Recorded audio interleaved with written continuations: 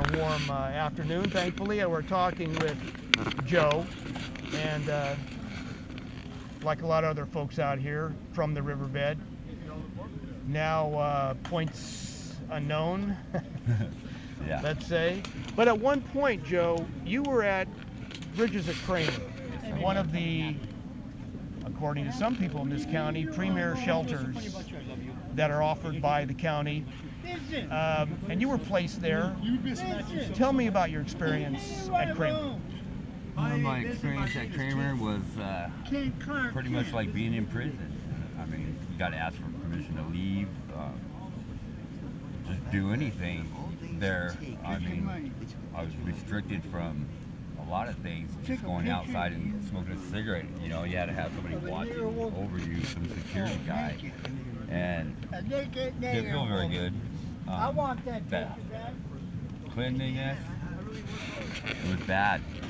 I had an incident where a man, you know, number 2 all over himself, and he was just laying there in his bed, and it smelled so bad that I went to staff with this problem, and actually went to security first there, and they directed me towards the staff.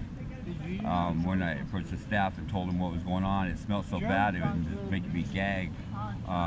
Could they go over there and do something about it? And they told me there was nothing they could do about it. It was up to that man to clean up himself, and they were going to do nothing about it. And I got a little upset about that. I was like, you know, somebody needs to do something with this. I mean, they're all worried about hepatitis A on the riverbed, and we're just giving everybody shots, but in these shelters it seems like they don't care if you got anything. There's no medical there. But where was this in proximity to your bunk? Where was this guy that was incontinent? He was just off to the, well, right of me, down on the bottom bunk. This man ended up, they weren't doing nothing about it. I got in conflict with the staff, telling them that they needed to do their job, and pretty much that means pick up the phone, call the paramedics, and they could take this man to a hospital and clean him up properly, you know, because they got places for that stuff in the hospitals to do that. And I was told that I just needed to be quiet and shut up, and I said, you know, the F word, screw you, you know, do your job. And they told me I'm out of there. They kicked me out of this place, and I was doing everything I was supposed to be doing. Later on, I heard that the man ended up walking around in the building, and all the number 2 was in his pants was on the floor now, and everybody was walking on it because the lights were out in the building, so they didn't know.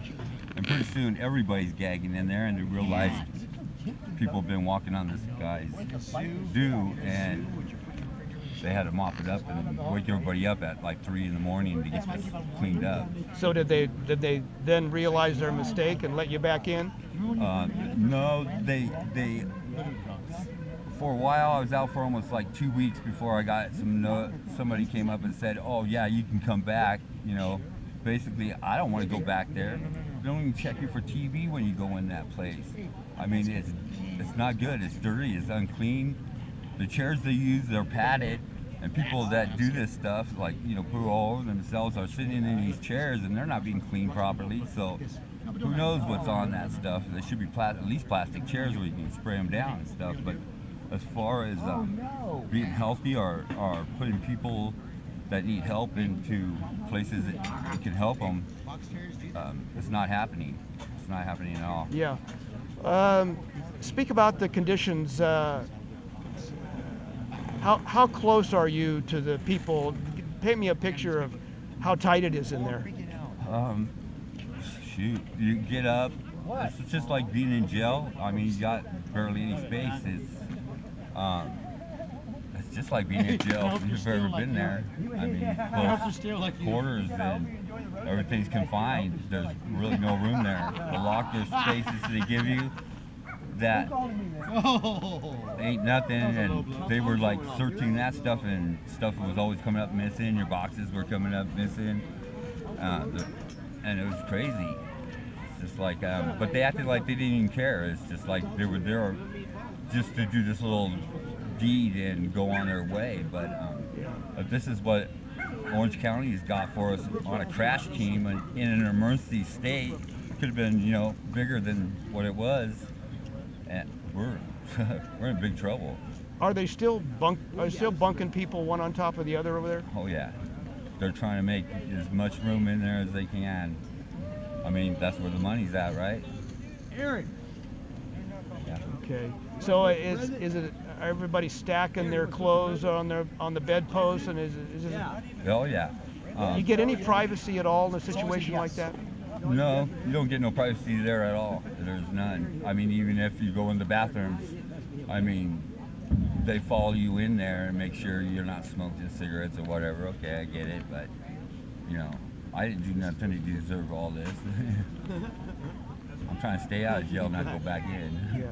Are there other outreach services that go into Kramer to try and move you up the ladder, try and get you out of there, or? Not really. Really, if you're not working with your navigator, even then, it seems like it doesn't work. And one little mistake, you're being profiled. All of a sudden, you know, you're back on the bottom of the list because you broke a rule there of theirs.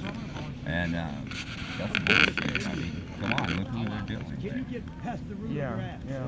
What would be your assessment of, you know, the personnel there, the staff? The staff? Well,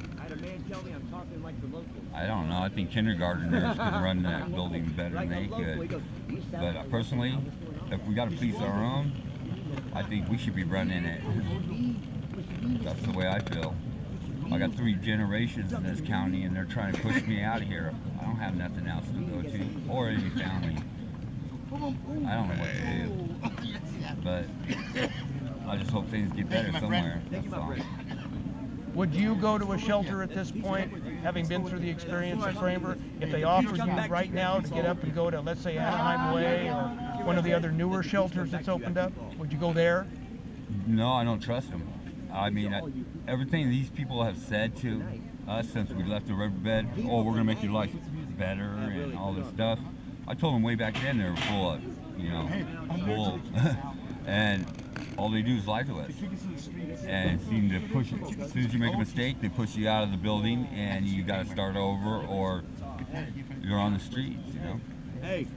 So you're okay on the street for the duration? Yeah, I'm going to have to be, because I don't want to go in some place that, like I said, they don't check you for any TB or anything like that. Even in jail, going into jail, they do that. So there's no concern about health amongst the people in there. That's not good. They wash clothes with other people's clothes. It's gross. And you haven't heard that the new facilities are any better, huh? No, when I went down to the new facility here in Anaheim, just to find out some information, because we were told here from the people there that they would come and pick certain people up here to take them to the shelter. Well, nobody showed up that day, and we were told the next day that they would come and, you know, pick people up. Never happened. So me and a friend went down there to find out what was going on, and we're getting yelled out for being in front. I guess the people that live in those condos across the way there don't want to see any poor people. And let me tell you, I find it funny why they put the building right in the middle of Snobville, where all the people in the condos can see it. And they were telling us, hey, you can't be out front, you can't be out front, you gotta get over here and talk to us, and da-da-da. And I just wanted to find out what was going on, you know? I didn't know the rules of that place. And it seems pretty strict there from what I understood. You gotta get searched going in, and gotta be, every time you go out and smoke a cigarette, or lock your bike, or just take a breath of fresh air, you gotta get searched going in. That's bullshit. You know, it's wrong. So again, it's, in your mind, another, for all intents and purposes, incarceration situation. It's exactly like that. It's funny how if you look at the fence around it, the barbed wire posts are pointed inward.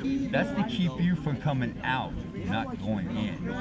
You know what I mean? And I find that a little scary. Yeah, I don't understand that reason. What if there's a big fire and you need to jump the fence, you know? I don't think they're concerned about us at all. That's what I think. Okay. Thank you, Joe. You're welcome.